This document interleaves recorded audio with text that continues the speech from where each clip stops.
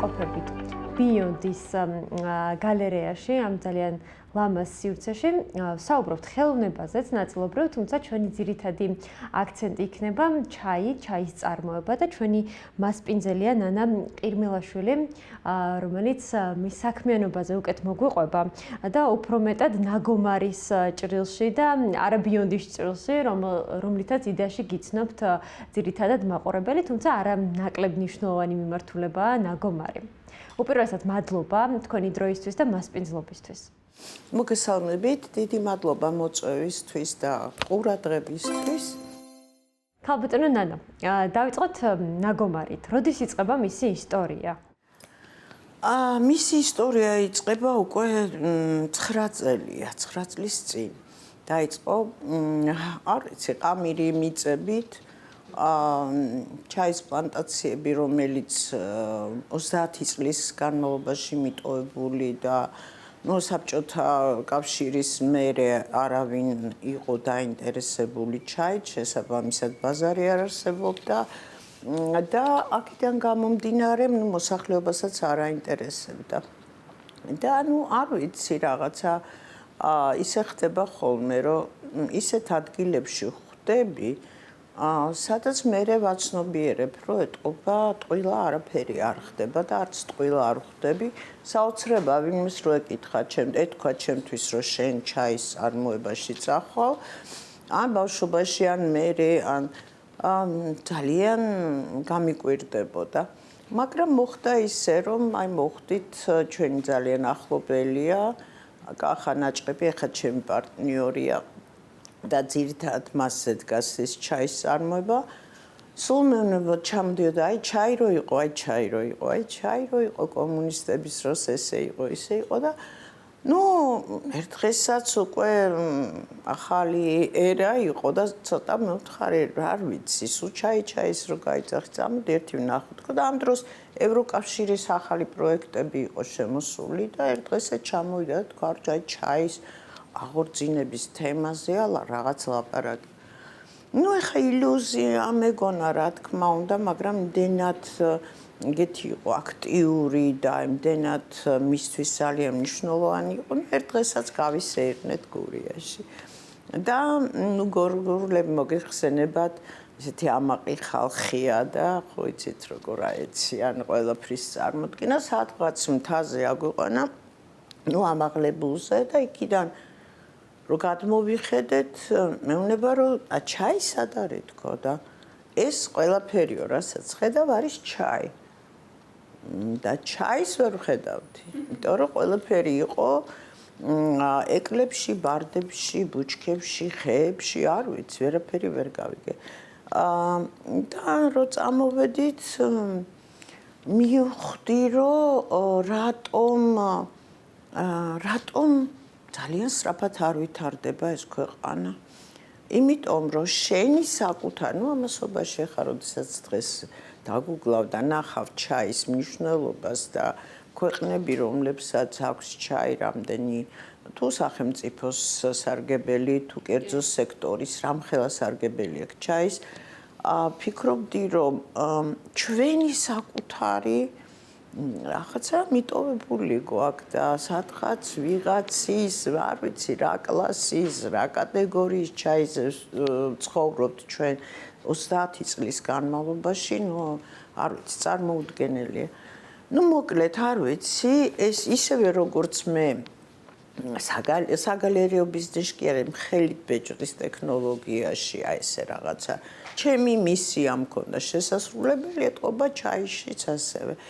მოკლედ დავიწყეთ წარმოება და ეს მთლიანად ეს ჩაის პლანტაციებს მოუწია აბსოლუტურად ნულზე გადაკრეჭა, რომ ამოსულიყო და განვითარებულიყო. რა ტერიტორიას აერთიანებს ახლა ნაგომარის? დიდ ტერიტორიას ვაერთიანებთ 20 ჰექტრამდე. პირველად რო ავიღეთ 1200 თუ 400 აღარ მახსოვს კვადრატული მეტრია, რომელიც ჩემი პარტნიორის საკუთრება იყო და დავიწყეთ იმაზე მუშაობა. პირველად რო გავიარე, ვფიქრე, რისთვის გვინდა ეს ამდენი, ეს რამხელა. ну მე ეგრე არ არის, უკვე თითქმის 20 ჰექტრამდეა ჩვენი საკუთრება, ასევე გვაქვს სახელმწიფოდან იჯარით აღებული.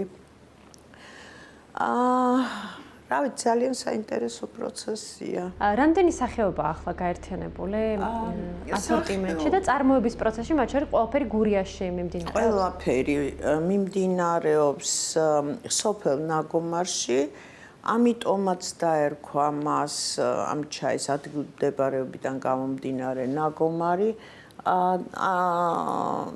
ეხლა გვაქვს ჩვენ ძირითადი კატეგორია, როგორც თითქმის ჩაიში მიღებული, ეს არის მწვანე და შავი ჩაი, მაგრამ გვაქვს ძალიან საინტერესო შენაერთები, მიქსები დღევანდელი ენით რო ვთქვათ, ეს არის მწვანე და შავი ჩაი ფეიხუათი, შავი ჩაი აკაციით, მოცვი და ნუ 8 კატეგორიის ჩაი გვაქვს, რომელიც ну ჩვენი ტექნოლოგიით და ყველაფერი ბრენდის ქვეშ იყიდება, ხო? ბრენდის ქვეშ იყიდება. ეს რომელი სახეობებია აქ? ეხლა მე აქ ძირითადი ორი სახეობა წარმოგიდგინეთ და მინდოდათ რომ დაგეგმოვნებინათ მწვანე ჩაი და შავი ჩაი. რითი განსხვავდება დღევანდელი ქართული ჩაი, მინდა ამაზე გითხრათ ორი სიტყვა კომუნისტების დროინდელი ჩაიდან. ანუ მე ვილაპარაკებ მხოლოდ და მხოლოდ ჩემ კომპანიაზე, რა თქმა უნდა. ჩვენი ძირითადი მისია იყო, რომ რაც შეიძლებოდა მაღალი ხარისხის ჩაი გვეწარმოებინა. ცოტა ჩვენ არა ვართ მას პროდუქცია, ცოტა ექსკლუზიური, ნიშური, მაგრამ ძალიან მაღალი ხარისხის. შესაბამისი ტექნოლოგიც აღარ არსებობდა და ნუ ესე ნელ-ნელა განვითარდით, ხან ჩინეთში გავუშვით ჩვენი წარმომადგენელი, რომ გვესწავლა და მაქვს ამბიციაც და პრეტენზიაც არც თუ ისე უსაფუძვლო, რომ ერთ-ერთი თუ რაიმე იწარმოება საქართველოში, ერთ-ერთი ძალიან მაღალი ხარისხის ჩაია.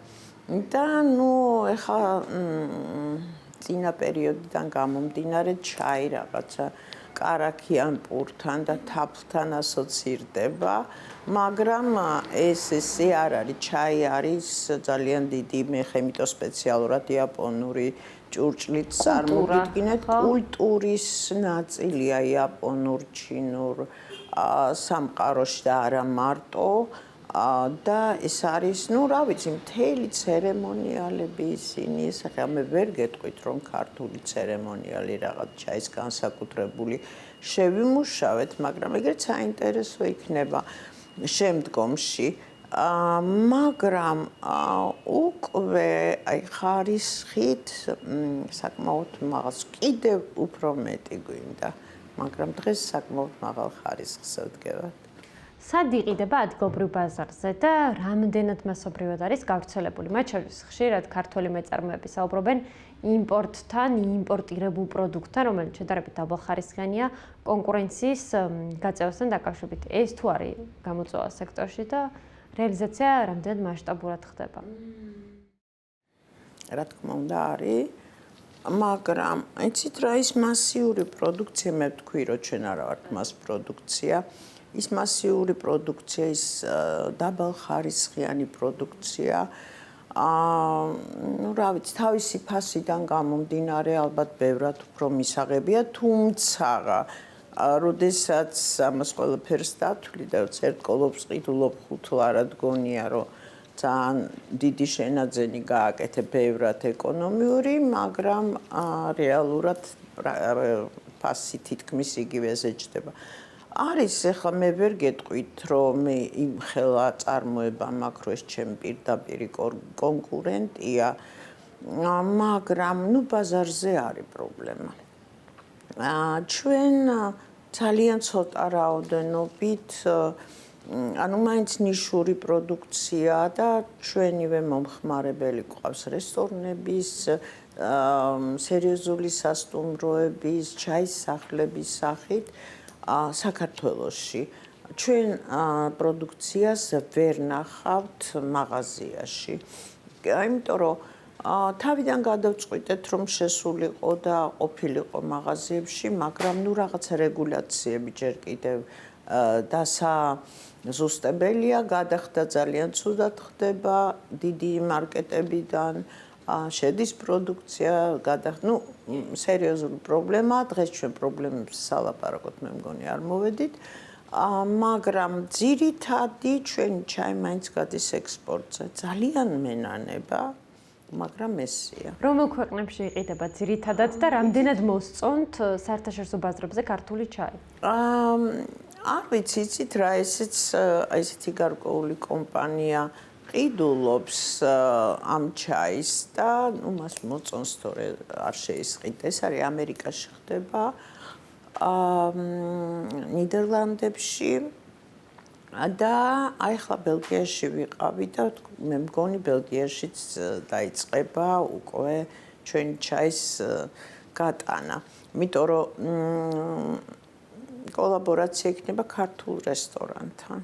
მინდა ასევე რომ ზუსტადაც აი იმ ადგილზე მოხდეს ქართულ რესტორანში ქართული ჩაი მიაწოდონ, სხვა როგორც ღვინო და სხვა პროდუქტები, რაც განასხვავებს ევროპაში გემთვისებებს, იმას მინდა რომ ამის შემადგენელი ნაწილი იყოს და არანაირი სურვილი არ მაქვს რომ იყოს ხელა წარმოება რომ მასიური პროდუქცია შეიქმნას. არ არსებობს ბუნებაში მასიური პროდუქცია ძალიან მაღალი ხარისხის. ისევე როგორც ყველაფერი. კი ბატონო. რას აძლევს კომპანიას საერთაშორისო ბაზრებზე გასვლა? თქვენ ახსენეთ მათ შორის ის, რომ ახალ ქვეყანაზეც მუშაობთ. რატომ საერთაშორისო ბაზრები? ცნობადობის ამაღლება, ფინანსურად, რა თქმა უნდა, ბიზნესის განვითარება, სტიმული, რომ კიდევ უფრო მაგარი გააკეთო, იმიტომ რომ როდესაც ჩაის პროფესიონალები და სპეციალისტები ასე ვთქვათ, ტესტირებას აკეთებენ ჩაის, მაშინ უკვე იქ თავისი კატეგორიები და ნორმებია. თუ ვერ აკმაყოფილებ, ელემენტარულად ამოვარდები იმ რგოლიდან და მოხვდები სხვა სეგმენტში. კი. როგორ ჩამოყალიბდა და ეს დარგი, როგორ განვითარდა თქვენი შეფასებით წლებთან ერთად და მათ შორის ადგილობრივმა მომხმარებელმა, გულისხმობ ქართველებმა, რამდენად დაიწყეს ქართული ბრენდის პროდუქციის შეძენა ჩაის ჭრილში?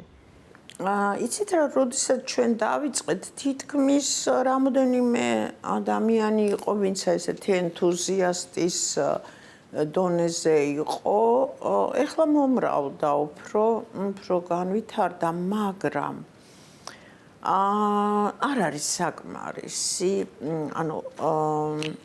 რა თქმა უნდა, ისე ბაზრის პრობლემა.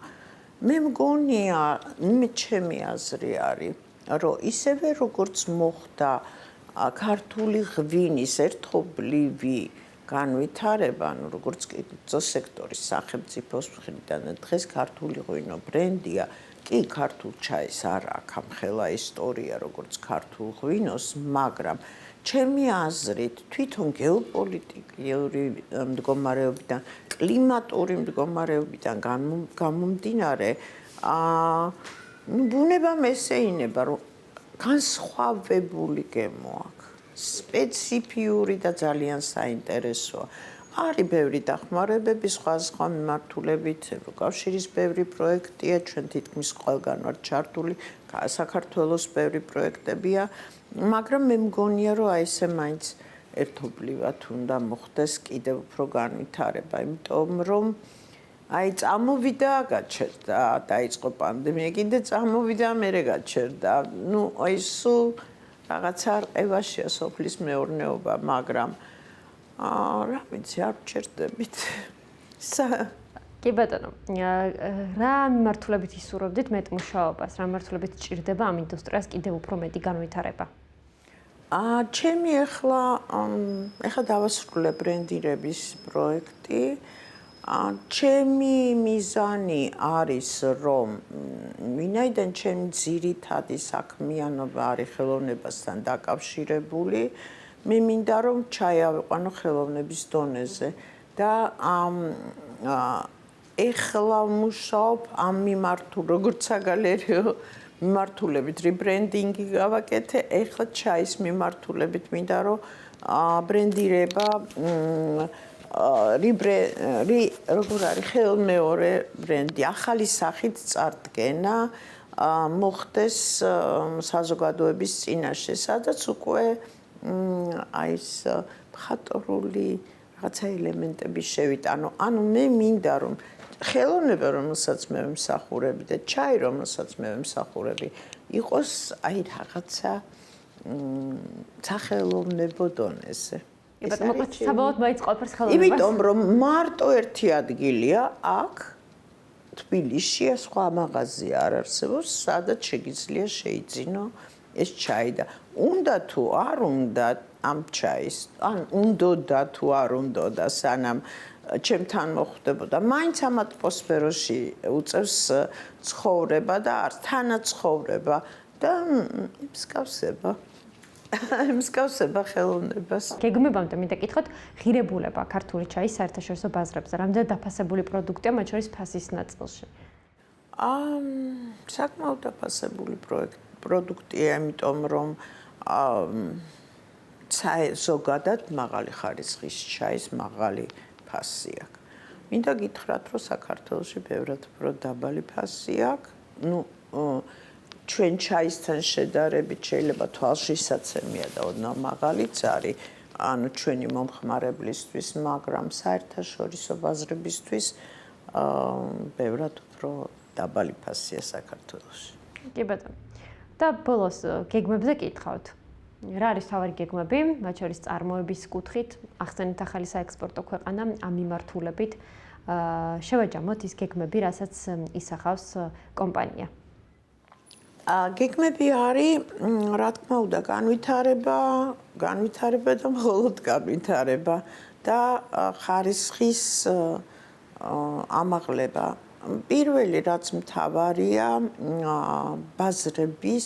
ახალი ბაზრების მოძიება, არა მარტო ევროპის, არამედ ევროპულ ქვეყნებში, არამედ სხვა ქვეყნებშიც და რაც შეიძლება მეტად წარდგეს ქართული ჩაი, თუნდაც თავისი ვიზუალური ნაწილით, აი მე რასაც ვფიქრობ და როგორც ხედავ ჩვენ ბრენდს, მას ასევე ვიზუალური ნაწილი უნდა ქონდეს სანამ გასინჯავ. მანამდე ეს არის ჩემი უახლოესი გეგმები. კი ბატონო. ძალიან დიდი მადლობა ქალბატონო ნანა თქვენი დროისთვის, მასპინძლობისთვის და წარმატებები ნაგომარის ბრენდს. ველოდებით მოკლედ სიახლეებს, არა მარტო ნაგომარის მიმართულებით, არამედ ბიონდის გალერეის მიმართულებით, რომელსაც მუდმივად აქვს მათ შორის საერთაშორისო ასპარეზზე არაერთი სიახლე და მნიშვნელოვანი ამბები. მოკლედ რჩებით გულშემატკივრებად და მუდმივად გაგვიხარდება თქვენი ამბების. დიდი მადლობა.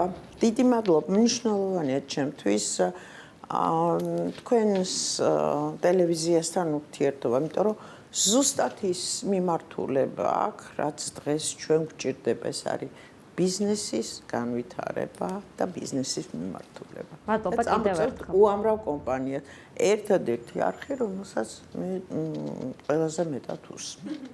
მადლობა კიდევ ერთხელ ნანა ყირმელაშვილია დღეს ჩვენი მასპინძელი.